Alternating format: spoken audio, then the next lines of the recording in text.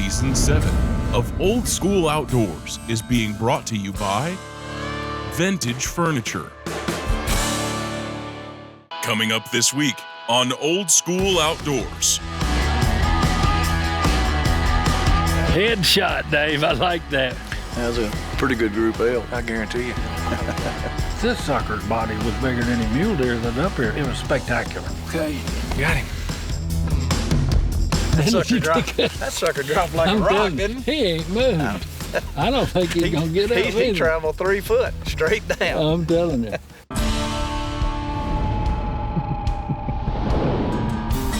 Squeeze the trigger.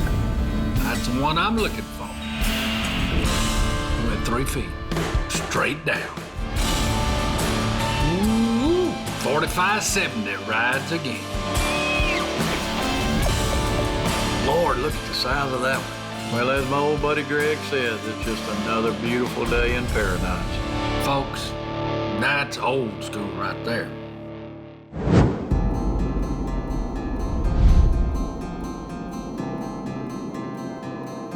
This trip is a little bit different than most of them.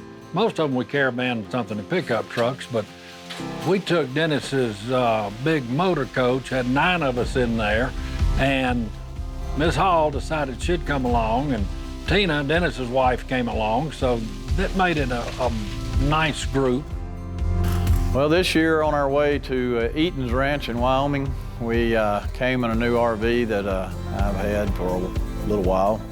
And I believe there were 9 of us in the coach, and we drive it straight through. It takes about 22 hours. Pretty good hop from North Louisiana to the very northern edge of Wyoming. 22 hours in the seat of a Suburban or a pickup truck is a little bit rough. With the ability to get up and move around, it does help a lot on a long trip like that. So. Oh, nada. Time to go get fuel now. Driving from 9 o'clock at night to 2 o'clock in the morning, using tape to keep my eyelids open, but we made it safe. I'm so happy this week I've got my son David, who owns a lot of hunts with me, but coming to Eaton's Ranch is always a special time for us. We've been here together a couple of other times, so it's always a place we just look forward to coming back to. This year also, besides, my host Dennis Branton, who's always with us, but we got our good friend Dan Caldwell from Louisiana.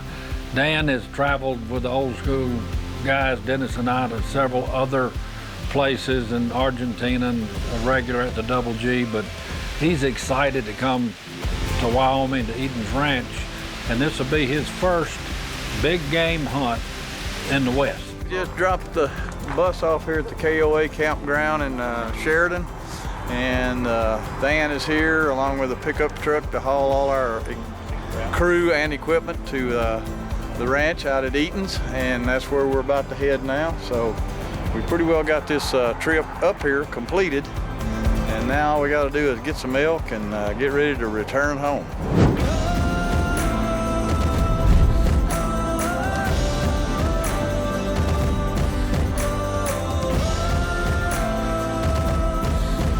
Wildlife are super wild here. You got a mule deer, doe, and a baby feeding in front of the cabins there. I guess somebody left us some treats.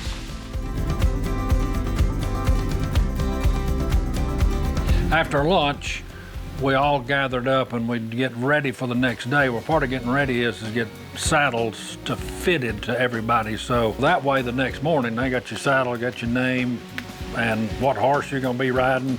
So they know, have it saddled up, that's a pleasure also when you get up and have your breakfast in the morning and you don't have to saddle your horses. They're all lined up, saddled up, and you just got to mount up and get on the road. You're never disappointed at Eaton's Ranch when it comes to the scenery, the hunting, and also the food. Chef Jordan did a top-notch job every day for breakfast, lunch, and dinner, from prime rib and salmon to burgers and eggs and bacon for breakfast.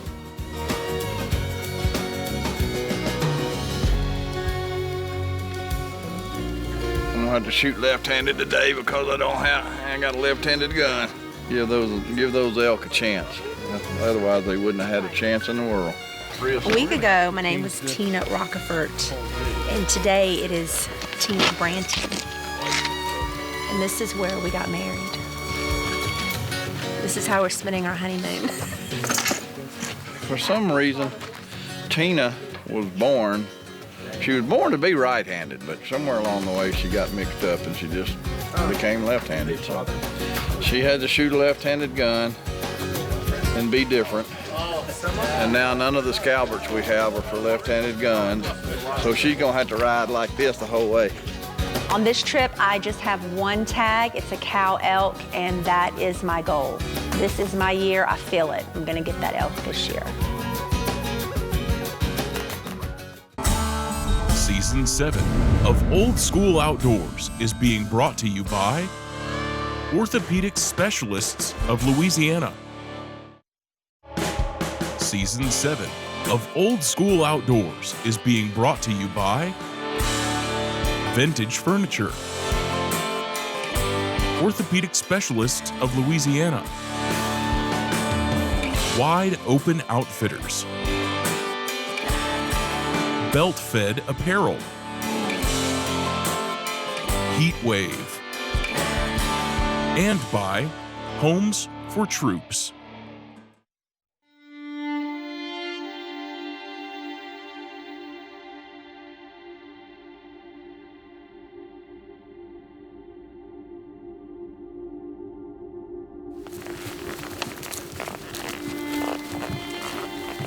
Well, we heard some bugle back in there.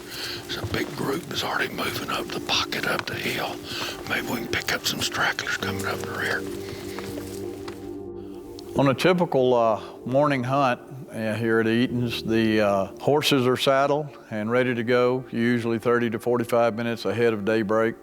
And we will either go north or south. You have elk herds for the last several years on either end of the ranch, and these consist of anywhere from 50 to literally 400 or 500 animals. Everything from yearling calves all the way up to 7-point bulls.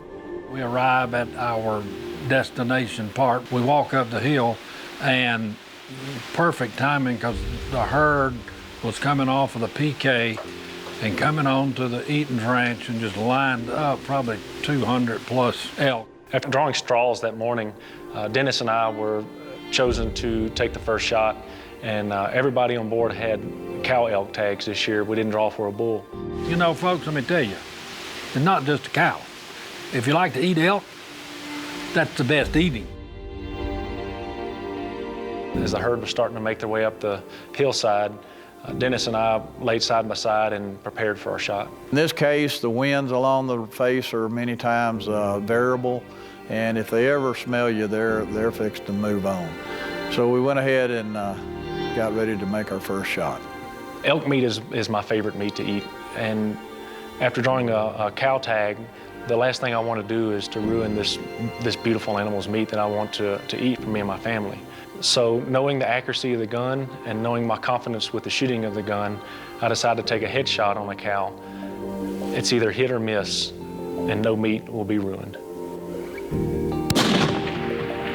I'm dead. Holding the scope steady, I squeezed the trigger, and she dropped straight down 3 feet. Headshot, Dave, I like that. So I was given the opportunity to make a shot of my own, approximately 400 yards. I'm not a long distance shooter, but you know, the bottom line is I had a good steady rest and the opportunity was right. Had a cow separated from the rest, a good clean shot, didn't have to worry about hitting another animal, so I took the shot. Fire in the hole.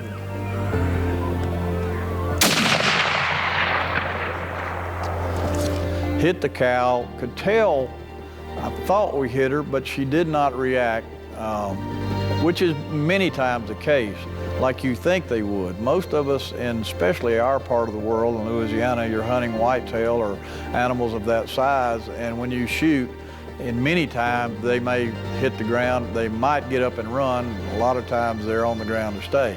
An elk is not necessarily that way. If you hit them right through the rib cage, possibly clip the heart, maybe both lungs. The animal's not generally going down right where they stand. They're going to move could be 100 yards, could be a little further sometime. So in this case, when she didn't drop, she did go right back in the midst of a group of animals, and it was hard to keep up with them. So we held up, tried to watch to see if we saw any reaction. But at that point, one needs to make an educated decision about shooting again. Since we weren't sure and we already had one elk down, the better thing to do is let's wait and just see, even if we have to trail her a ways to finish getting the animal down to stay. And that's what we did, and then we proceeded over to check them out. He's down. He's down. Good job, Dennis. That was a pretty good group of elk, I guarantee you. Season 7 of Old School Outdoors is being brought to you by Wide Open Outfitters. Season 7 of Old School Outdoors is being brought to you by Belt Fed Apparel.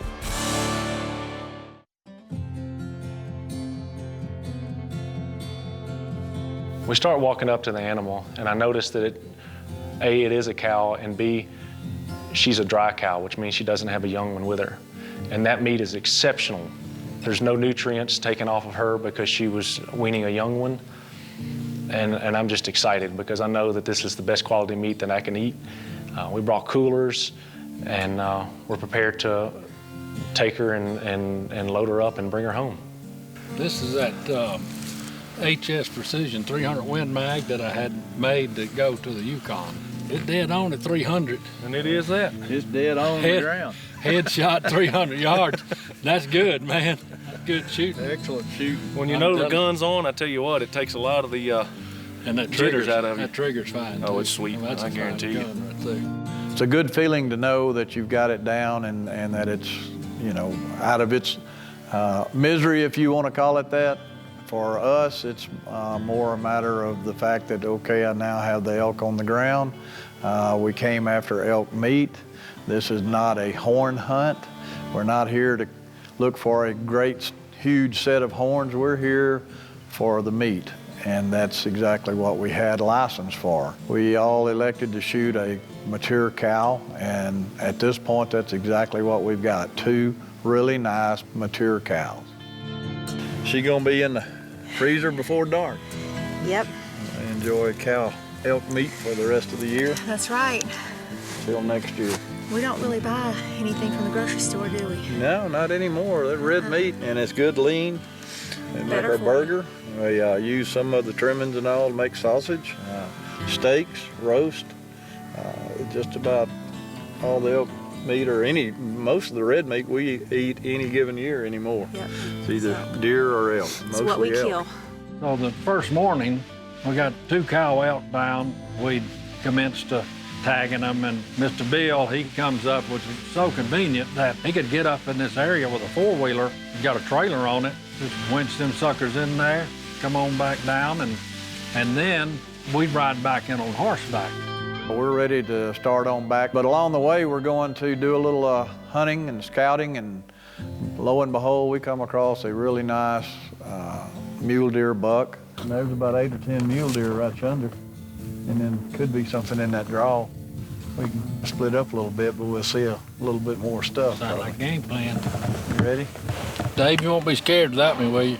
No, sir. Okay. I'm okay, Pop. Okay. If anything gets after you, you just got to keep one thing in mind. Go Stay faster one than step the person ahead. Stay 1 step ahead of the cameraman. They'll take him out first. Yeah. We kind of came down and split up in 2 groups, and Dennis and I went to the south and east, and the other ones went more north toward the ranch. Well, as we're easing down through there, a couple of pretty good-looking mule deer. Dennis, you know, we'd get off the horses and kind of look around, and one was a very respectable mule deer, and he does a lot of work while he's here, so he figures, I might as well tag out today if we can get up on him and get a shot. That's not a bad buck right there, Greg. Yeah, he's like 150 yards. 150. That's good. I can usually shoot 150. You can shoot 150. You don't have to elevate it. The bigger one of the bunch was a really nice 4x, a really heavy-bodied animal. and made the decision to shoot him.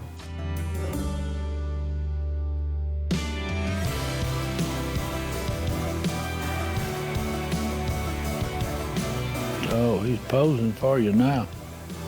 Punch him. Oh, yeah, baby. That's what I'm talking about. That sucker dropped like a rock, didn't he? He ain't moved. I don't think he's gonna get up He either. traveled 3 foot straight down. I'm telling you. That was a lot of fun. We caught him in the canyon. He slipped up on him over the rim before we realized we were around, and we're lucky enough to get a good shot at him. So, yeah, this looks like a really nice specimen of a mule deer. Hit the booger right in the neck. Dropped him where he stood. Not a bad deer at all. First morning here at Eaton's. We're starting the day off right. We got our first day already. By lunchtime, we've got a cow elk down, or I do, and a mule deer now. So, and that is just really not unusual here. I mean, many days we do our deer hunting on the way back from the elk hunt. And more times than not, you're successful. Many canyons around here, many of them are real brushy. The deer hang out there, whether it's mule deer or whitetail. So there's always the opportunity to get a really nice deer on your way back from the elk hunt, and that's exactly the way it happened this particular time. Season 7 of Old School Outdoors is being brought to you by Homes for Troops. Season 7 of Old School Outdoors is being brought to you by Vintage Furniture, Orthopedic Specialists of Louisiana, Wide Open Outfitters, Belt Fed Apparel, Heat Wave, and by Homes for Troops. Well, we're going out. It's an afternoon hunt, and we'll go out in the afternoons and find a good-looking spot. And we just kind of sit. I got my spotting scope. We'll just look and see if there's something, deer, maybe an elk. Can't ever tell what we might see, but it's just kind of more spotting and looking from the vehicle. David had shot his cow in the morning, so it's like, well, Dad, you know, you can get caught up with me if you see a deer you want to shoot. And we were glassing, and it was a long ways out. But I saw a whitetail from a long distance and said, that sucker's got some mass. It's like, well, I need to take a closer look at that. There's a big deer, whitetail, we think, back in that draw, but he grazed along, we can't see him. We make a good stalk around, but we never saw him come out of that brush. What you don't know, he could run that draw for 2 miles and you never see him. But I spotted 2 pine trees on the edge of this deal. It's like he was right below those pines, so we kind of worked our way around. It's hard to judge the horns here because the bodies are so big. This sucker's body was bigger than any mule deer that's up here. It was 250, may have been bumping 300 pounds. This was a huge white-tailed deer.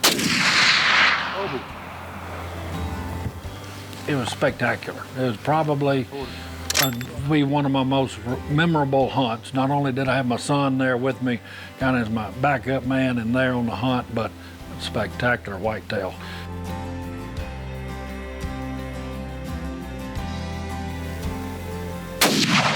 Okay, got him.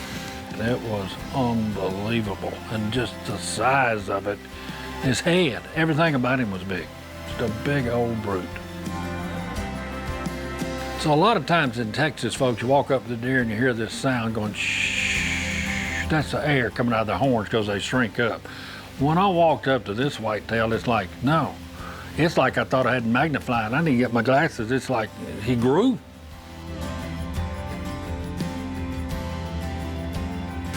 This gun belonged to my father. It's 270. and no telling how many whitetail he shot with it, maybe mule deer. He hunted all over with it, but he gave this to David. At 67 years old, I get to finish this one off with my dad's 270, which is now my son's gun. So, and Dave was here with me doing my spotting, folks. I was a happy old man. It was very, very nice whitetail deer, and you know, folks says, well, you know, you come to Wyoming, you should shoot a mule deer. But I'm gonna tell you what, when you see a whitetail like that, and it's the first whitetail I've shot in the state of Wyoming, hey, I was happy. I'm just feel so blessed to be here. This country, so beautiful that you don't even have to come here and harvest anything to be with friends and family, and makes it all good. But to be able to get a big-bodied old whitetail hanging out in the thickets just made it all come together. It's just been a wonderful time here at Eaton's Ranch in Wolf, Wyoming. The scenery is spectacular. So whatever you do, stay tuned for next week's show, because there's more action coming to you from Eaton's Ranch in Wolf, Wyoming.